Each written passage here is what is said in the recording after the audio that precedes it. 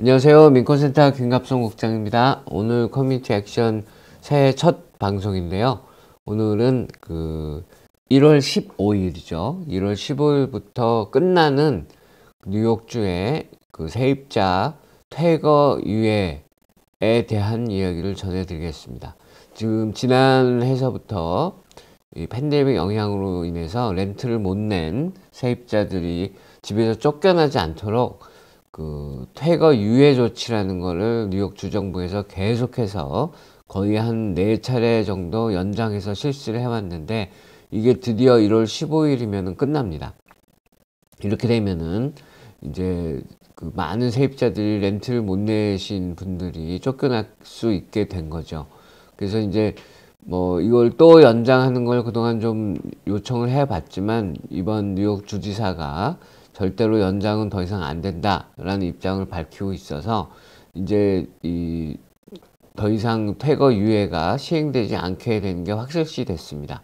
이건 무슨 뜻이냐면은, 주택 퇴거 유예가 시행되는 기간 중에는 이제 렌트를 못 내서 집주인이 내보내려고 해도 법원에 이제 소송을 거는데, 법원에서 이걸 진행을 안 시켰어요. 소송만 받고. 그러니까 소송은 할 수 있었지만 집주인이 진행이 안 됐던 거죠. 그리고 이제 그거를 그 와중에 뉴욕주에서 이제 긴급 렌트 지원이라든지 등등 여러 가지 프로그램을 통해서 랜드로드들에게, 집주인들에게 이제 렌트를 지급하는 방법을 찾아왔던 건데요. 이제는 더 이상 이제 그거를 허용하지 않겠다는 겁니다. 그래서 이제는 법원에 이미 계류 중이거나 앞으로 법원에 소송이 제기되면 법원 절차가 진행이 돼서 렌트를 안 낸 세입자들이 이제 쫓겨날 수 있게 된 겁니다. 지금 조사기관들에 따르면은 한 60만 가구 정도가 여전히 렌트를 못 내고 있다고 하고요. 그 총 액수는 거의 19억 달러에 달하는데요. 그러면 이제 뉴욕주에서 렌트 긴급지원 프로그램도 시행하고 그랬는데 왜 아직도 렌트를 못 내고 있는 사람들이 있냐? 첫째는 이제 뉴욕주가 보유한 24억 달러의 렌트 지원 기금이 다 고갈이 됐어요. 그래서 이제 새로 신청하는 사람들은 받을 수가 없고 이미 지금 접수를 이제 중단했었거든요. 그런데 이제 또 최근에 누가 소송을 걸어서 이거를 계속 해야 된다라고 해가지고 뉴욕주에서 다시 신청서를 받기 시작은 했는데, 이게 어정쩡한 상황인 게 돈이 없어요. 그래서 지금 주정부의 입장은 연방정부에 지금 9억 7,800만 달러를 요구를 해놨다. 근데 현재까지는 2,700만 달러밖에 못 받았다. 근데 추가로 더 돈이 오면 지금 신청하는 사람들이 심사를 거쳐서 또 지급을 하겠다라는 입장이에요. 그래서 이미 신청을 해놓고서도 아직까지 돈을 못 받아서 렌트를 못 받는 사람들이 일부분 있고요. 두 번째는 아예 신청을 못하는 사람들이에요. 신청을 못하는 이유는 크게 두 가지가 있는데, 하나는 그냥 집주인이 협조를 안 해주는 거예요. 긴급 렌트 지원이라는 거는 집주인이랑 세입자가 함께 신청을 했었어야 되는데 둘 중에 한 명이라도 신청을 안 하면 못 받는 거거든요. 근데 이제 많은 경우 세입자들은 신청을 안 할 이유가 없죠. 근데 집주인들이 협조를 안 해서 못한 경우들이 상당히 많이 있습니다. 그 다음에 이제 세 번째는 집주인들이 하고 싶어도 또 못하는 경우가 있어요. 이건 뭐냐, 렌트 수입을 그동안 세금 보고를 했었어야 돼요. 근데 렌트를 예를 들어서 캐시로 받는다든지 이런 식으로 하면서 세금 보고를 안 했던 분들은 실제로 자기가 세입자가 없어요. 그게 이제 현실에 드러나 있는 그런 세입자가 아니기 때문에 신청을 할 수가 없는 거죠. 그 다음에 이제 마지막으로 진짜 정보가 부족해서 이런 소식조차 듣지 못하고 신청을 못한 분들이 또 있는데, 그래서 이런 분들이 거의 지금 한 60만 가구 정도 지금 된다고 보고 있습니다. 그래서 이 사람들한테 이제 15일 날 퇴거 유예가 중단되면 바로 영향을 이제 미치게 되는 거죠. 그래서 이제 이 15일 퇴거 유예가 중단된 거를 계기로 해서 저희 민권센터에서는 주택 법률 상담, 세입자들을 위한, 또는 심지어는 법원에도 가서 변호를 해줄 때도 있고요. 특별히 이제 아주 심각한 상황인 경우에는. 그 다음에 그동안 아시다시피 저희들이 긴급 렌트 보조 신청 대행 활동도 해드렸고 했기 때문에 전반적인 세입자 권익에 대해서 한번 쭉 살펴보고 지금 이제 이 퇴거 명령이 이제 떨어지기 막 시작하면은 수많은 사람들이 지금 자칫 잘못하다가는 노숙자가 될 처지에 놓여 있는데요. 그때 어떻게 대처할 수 있는지 그런 부분들을 설명을 해드리겠습니다. 한 가지 덧붙이자면 지금도 민권센터를 비롯한 뉴욕주의 여러 세입자 권익단체들이 모인 주택정의연맹이라는 단체가 있는데 지난 10일서부터 지금 올바니에 올라가서 뉴욕주 청사가 있는 곳에 올라가서 지금 이 추운 날씨에도 거리에서 시위를 하고 새로운 요구를 하고 있습니다. 이 사람들이 요구를 하고 있는 것은 최소한 이 퇴거 유예가 중단된다 하더라도 주정부에서 다른 세입자 보호법을 만들어서 크게 두 가지인데요. 하나는 부당한 퇴거를 이제 하지 못하게 하는 그런 규정하고, 또 하나는 이제 리스 계약이나 이런 것들에 있어서 세입자들이 좀 보호를 받을 수 있게 하는 그런 내용이 들어간, 영어로는 good cause라고 하는데, 그런 내용들을 이제 법안 내용으로 포함된 그런 법 제정을 지금 요구를 하고 있습니다. 그래야지만이 심각한 이제 노숙자 대란이 일어나는 것을 이제 막을 수 있다고 지금 저희들은 생각하고 있고, 그렇게 해서 활동을 벌이고 있습니다. 자, 이제 이 파워포인트 슬라이드를 좀 보면서 세입자 권리의 전체적인 윤곽을 한번 좀 따져보겠습니다. 뉴욕시에는 크게 세 종류의 아파트가 있어요. 하나는 임대료를 규제를 받는 아파트가 있고요. 두 번째는 일반 시장 가격 아파트.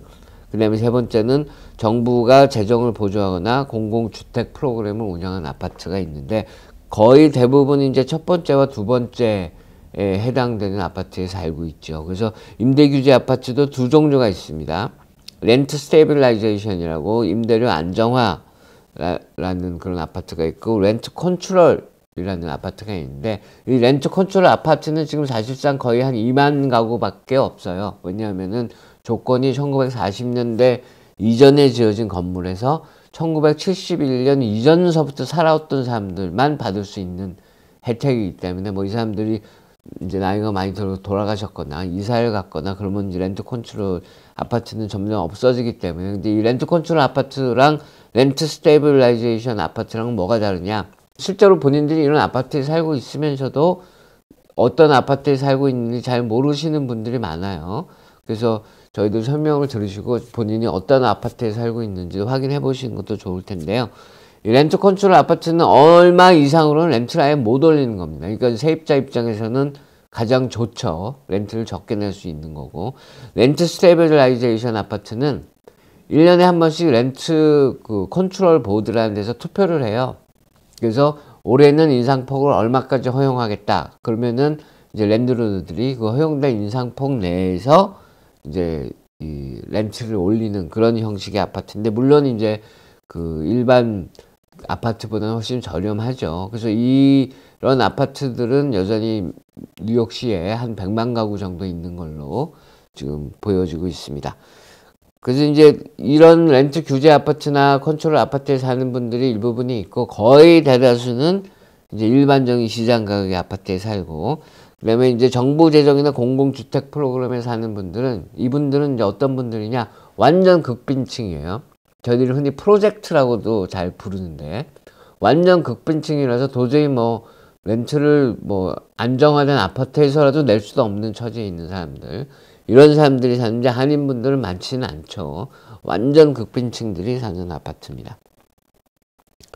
그래서 이제 리스 계약에 대해서 두 번째로 좀 알아보겠는데요.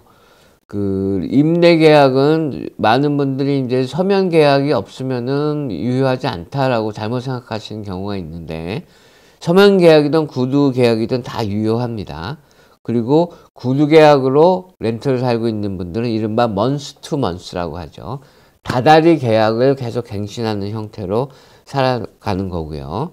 그 다음에 집주인은 규제 대상이 아닌 아파트, 일반 시장 가격의 아파트에서는 리스가 끝냈을 때에는 리스를 꼭 세입자와 갱신해야 할 그런 의무 조항은 없습니다.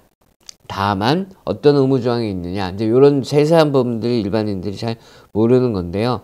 임대료를 5% 이상 인상하려면 반드시 서면으로 통지를 해야 됩니다. 반드시요. 근데 그것도 종류가 있어요.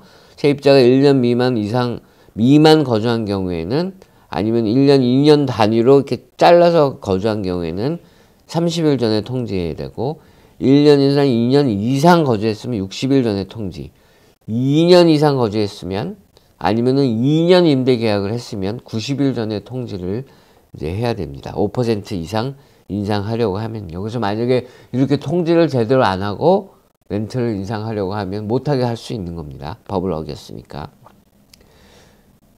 아까 설명드렸듯이 이제 렌트 스테이블라이즈드 아파트먼트는 이제 뉴욕시 렌트 가이드라인 보드라는 데서 이제 인상폭을 결정을 하고요. 그 다음에 이곳에 사는 그 세입자들도 1년 또는 2년 갱신 리스를 할 수 있는 그런 자격이 있습니다. 그리고 이제 그 이 문건에 보면 나와 있지만 또 그 갱신 리스를 제공하기 전에 그러니까 계약이 종료되기 얼마나 전에 이제 이 통보를 보내고 서로 합의를 해야 하는지 그런 부분에 대한 이제 설명이 있고요. 저기 이제 특별히 이제 저희들 설명은 붙여놓지 않았는데 스크리라는 게 있죠. 이제 스크리는 노인분들인 경우 특정한 소득 조건을 갖췄으면 저희 민권센터에서 신청 대행을 해드리는데요. 전에 한번 따로 요것만 가지고 저희들이 방송을 했었는데 그 렌트가 올라간 부분에 대해서 정부가 보조를 해주는 프로그램이고, 드리는 장애인들의 경우에 대한 그런 지원해 주는 겁니다. 보증금에 대해서 시큐리티 디파짓에 대해서 이제 알려드리겠는데, 보증금은 요구할 수도 있고 안 할 수도 있어요. 근데 요구는 할 수 있지만 금액은 반드시 한 달치만 받아야 됩니다. 이걸 뭐 과거에 막 진짜 여기 렌트 대란이 일어나고 그랬을 때 뭐 2달, 3달치를 받는 경우가 아주 흔했고, 10년, 1년치를 받는 사람들도 있어요. 뭐 크레딧이 없다는 이유로 세입자가. 근데 이거는 1개월밖에 받을 수가 없습니다. 만약에 뭐 불안하면은 그 사람을 들이지 말아야죠. 하지만 보증금은 무조건 1개월밖에 안 되고, 렌트가 올랐을 때 그 차액에 대한 부분은 새로 리스 계약을 할 때 이제 더 받는 거고요.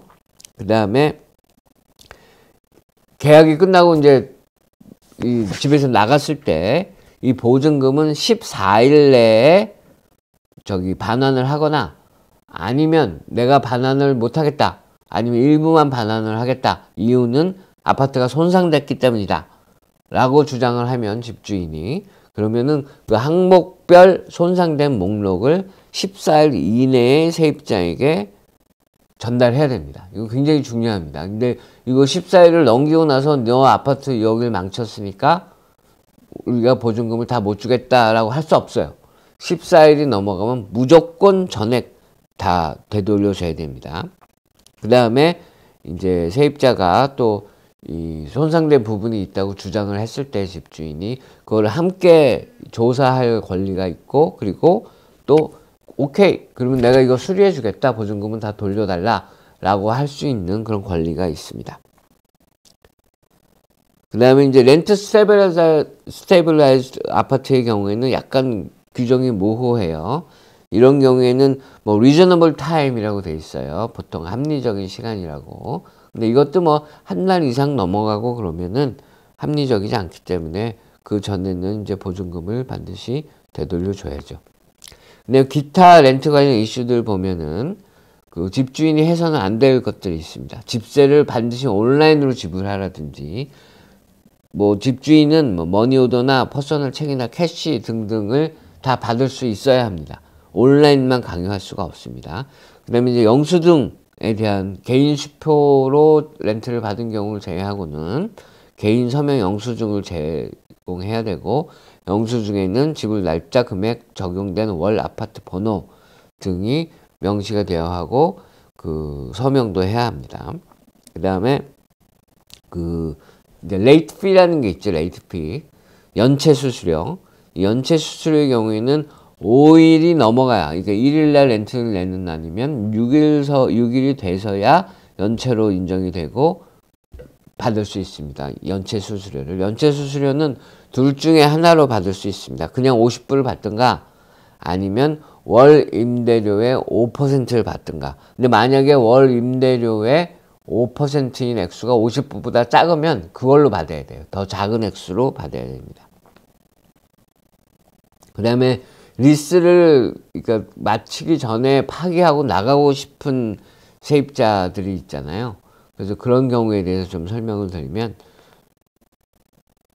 기본적으로 세입자는 리스 파기하고 나갈 권리가 없습니다. 리스가 끝날 때까지 있어야 돼요. 근데 만약에 세입자가 리스를 끝내고 나가고 싶다고 했을 때에는 손해를 완화하는, 이 세입자의 손해를 완화하기 위한 노력을 집주인이 기울여야 될 의무는 또 있습니다. 그래서 이 세입자가 리스를 파기하려면 우선 서면으로 리스를 파기하고 싶다는 입장을 빨리 보내야 되고, 그리고 집주인에게 교체 세입자, 이 사람을 이 집에 들여야겠다. 그래서 이 사람이 새로 랜드로드와 집주인과 계약을 하도록 하겠다라고 제안할 수 있어요. 물론 이제 집주인이 안 받을 수는 있죠. 그렇지만 교체 세입자가 들어올 경우에는 집주인이 손해볼 건 없으니까 그렇게들 많이 이제 해줍니다. 근데 이제 일부 예외 조항들이 있어요. 리스가 종료되기 전에도 합법적으로 이사할 수 있는 경우가 62세 이상이고 가족이 함께 살기 위해서 노인주택으로 이사하는 경우에는 리스를 파기할 수 있습니다. 세입자가. 그 다음에 또 심각한 거주에 이제 문제가 생겨서 서로 합의적으로, 이른바 이제 건설적으로 퇴거라는 표현을 쓰는데요. 서로 합의해서 나갈 때 물론 할 수 있고요. 그 다음에 집주인이 갑자기 예고 없이 막 집에 들어닥치거나 또는 뭐 전기를 끊어버리거나 이런 반복적이고 심각하게 세입자를 괴롭히면, 그러면은 또 세입자는 리스를 파기할 수 있습니다. 그러면 한인분들도 룸메이트들 많이 하시잖아요. 이 룸메이트들도 이 규정이 있어요. 룸메이트를 주는 것도. 세입자가 한 명인 경우는 세입자가 직계 가족이나 또는 한 명의 추가 룸메이트를 이제 룸메이트로 둘 수가 있습니다. 세입자가 2명 이상인 경우에는 그 세입자와 직계 가족은 살 수 있지만 추가 룸메이트를 받을 자격은 없습니다. 다만 이제 세입 리스에 이름이 들어가는 사람 중에, 예를 들어서 2명이 이름이 들어갔는데 1명이 나갔다. 그러면은 이제 그때는 받을 수 있는 거죠. 이건 이제 뭐 법적인 그런 건데, 이게 이제 밑에 보면 occupancy overcrowding law라는 건데, 이제 너무 과밀한 거주 환경을 이제 방지하기 위해서 이렇게 만들어진 건데, 물론 이제 많이들 그냥 집주인이랑 합의가 되면 좀 이 법을 어기고 하시는 분들도 많이 있는데, 그래도 하여튼 법적으로는 이런 규정이 있다는 겁니다. 그리고 이 룸메이트로 살고 있으면 공식적으로 이 본 세입자가 집주인이 되는 겁니다. 본 세입자가 법적으로. 그다음에 수리 문제에 대해서 좀 설명을 드릴게요. 수리 문제는 모든 세입자는 안전하고 위생적인 아파트에 살 권리가 있습니다. 그래서 난방과 온수, 쥐, 바퀴벌레, 벼룩 등 해충 방지 소독, 작동을 하는 문 열쇠, 그 다음에 끝으로 집주인이나 또는 이웃도 괴롭히지 않아야 합니다. 그래야지만이 세입자가 안전하고 위생적으로 살 수 있겠죠. 그리고 수리를 해줘야 되는, 문제가 있는 거에 대한 수리를 해줘야 되는 그런 의무가 물론 있는 거고, 단 한 가지, 세입자가 예를 들어서 뭘 망가뜨렸든가 뭐 이런 문제, 그런 문제에 있어서는 그거는 세입자가 책임을 져야 됩니다. 난방과 온수에 대해서 좀 설명드릴게요. 난방은 10월 1일부터 5월 3일까지 의무적으로 해야 됩니다. 근데 뉴욕시의 경우 이제 낮을 오전 6시부터 오후 10시까지로 보는데, 밖의 기온이 55도 이하이면 난방은 반드시 68도를 유지해줘야 되고, 밤의 경우 오후 10시부터 오전 6시까지는 외부 기온과 관계없이 62도를 유지해줘야 됩니다. 집주인의 의무입니다. 그리고 온수는 1년 내내 120도 이상으로 제공이 돼야 되고요. 그래서 이제 적절한 난방과 온수가 제공되지 않을 경우 세입자가 뭘 해야 되느냐, 온도를 기록해서 놔둬야 됩니다. 그리고 집주인이나 또는 슈퍼 매니저죠, 에게 서면으로 이걸 시정해달라고 요청해야 되고, 만약에 집주인이 거부하면 311에 전화해서 뉴욕시 정부에게 조사를 요청해서 강제적으로라도 문제를 해결하도록 그렇게 해야 됩니다. 그리고 이제 오늘 주된 이슈로 아까 처음에 설명드렸던 세입자 퇴거와 관련된 그 세입자들이 알아야 할 내용을 설명을 해드리겠습니다.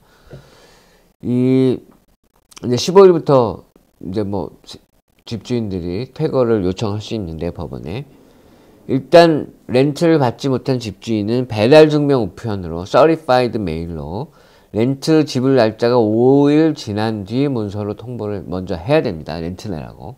그러니까 1일 날 내는 날이면 6일부터 통보를 해야 되고, 그 이후 14일 내에 답이 없을 경우에 14일 내에 답이 없을 경우에 퇴거 조치를 시작하겠다고 통보할 수 있습니다. 그냥 뭐 1일이 렌트 내는 날인데 2일부터 퇴거 조치하겠다 이렇게 못한다는 겁니다.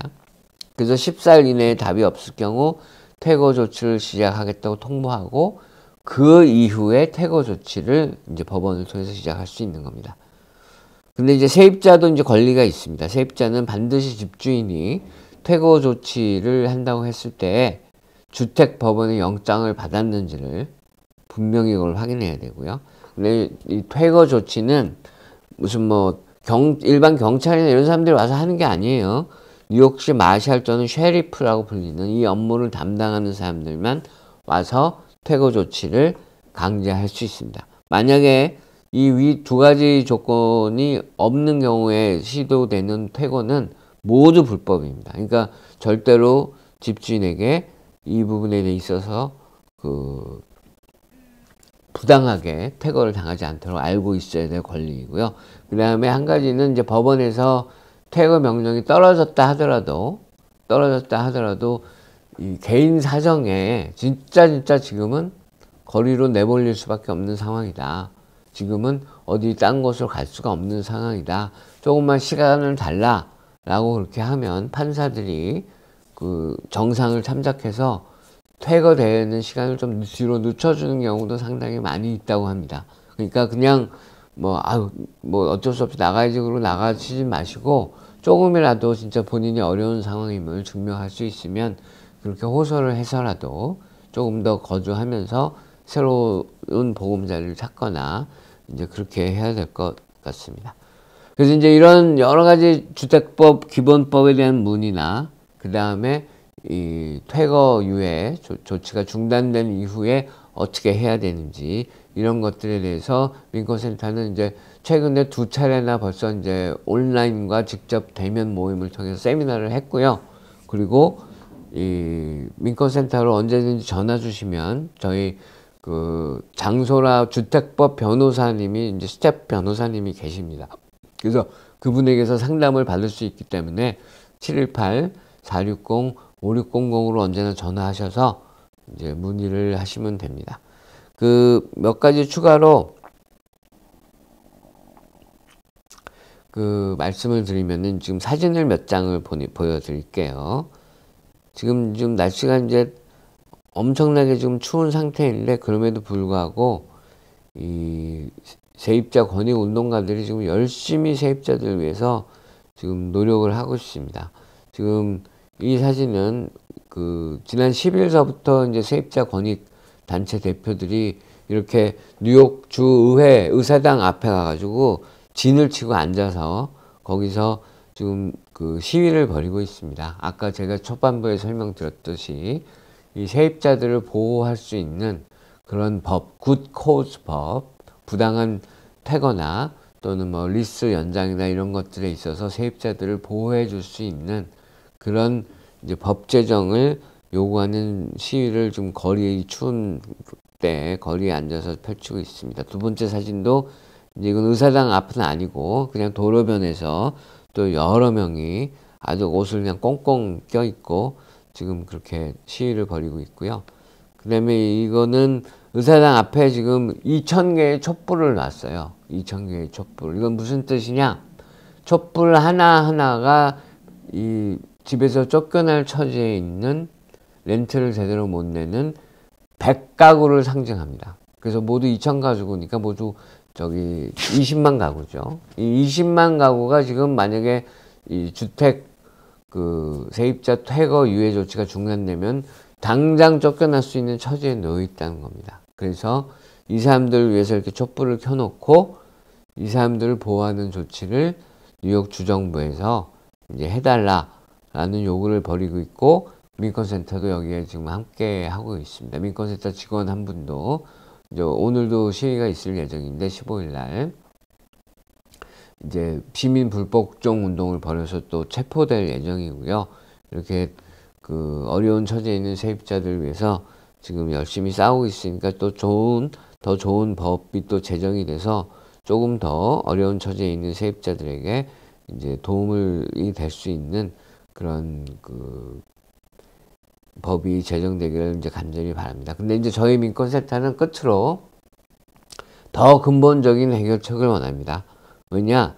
렌트는 특히 이제 한인 밀집 지역인 플러싱 같은 곳에서 렌트는 팬데믹이 닥치기 전에서부터 치솟고 있어서 수많은 저소득층 세입자들이 어려움을 겪고 있었어요. 렌트가 계속 너무너무 치솟으니까요. 그래서 그거의 원흉은 무분별한 대규모 개발입니다. 이 큰 개발업자들이 자기들이 돈 벌려고 무분별하게 여기저기를 대규모 개발을 하고 렌트를 막 올리는 거예요. 이거는 팬데믹만큼 큰 질병입니다. 아주 근본적인 문제예요. 그래서 이 정치인들이 항상 이제 선거에 출마할 때는 표를 얻으려고 자기들이 서민들을 위해서 이제 열심히 일하겠다고 아주 목 놓아 외치잖아요. 근데 정작 정치인이 된 이후에는, 당선된 이후에는 그러는 경우가 많지 않아요. 선거 때처럼 그렇게 외치지 않아요. 그래서 정치인들이 반드시 이 치솟는 렌트를 붙잡기 위해서 땀을 흘려야 합니다. 그렇지 않으면 벌써 지금 플러싱 노숙자가 엄청 늘어나고 있습니다. 근데 노숙자가 계속 더 늘어나서 이 플러싱 거리는 더 참혹한 모습이 될 겁니다. 그리고 이 노숙자 문제, 이 추운 겨울에 노숙자가 되면은 정부도 비용이 들어갑니다. 이 사람들 그냥 죽게 놔둘 수가 없잖아요. 얼어 죽게. 그럼 결국에는 그게 또 우리들 세금으로 나가게 되는 겁니다. 노숙자도 우리의 이웃입니다. 그래서 이 저소득층 주택 문제의 뿌리부터 단순히 팬데믹이다, 뭐 렌트를 못 낸다 이런 차원을 떠나서 치솟는 렌트. 그래서 이 고장에서 수십 년간 살아온 저소득층들이 쫓겨날 수밖에 없게 되는 그런 뿌리부터 문제를 따지고 해결하려는 노력이 필요하다는 점을 말씀드리고요. 그리고 그걸 위해서도 민권센터는 계속 노력을 펼칠 거고, 그리고 정치인들에게도 그런 노력을 펼치라고 계속 압력을 가하고 외칠 겁니다. 저희들 하여튼 그 민권센터가 이민자 권익과 함께 이 저소득층 세입자 권익을 위해서도 지난 한 5, 6년 전서부터 열심히 싸우고 있는데요. 많이 응원해 주시고 앞으로도 계속 노력하겠습니다. 예, 고맙습니다.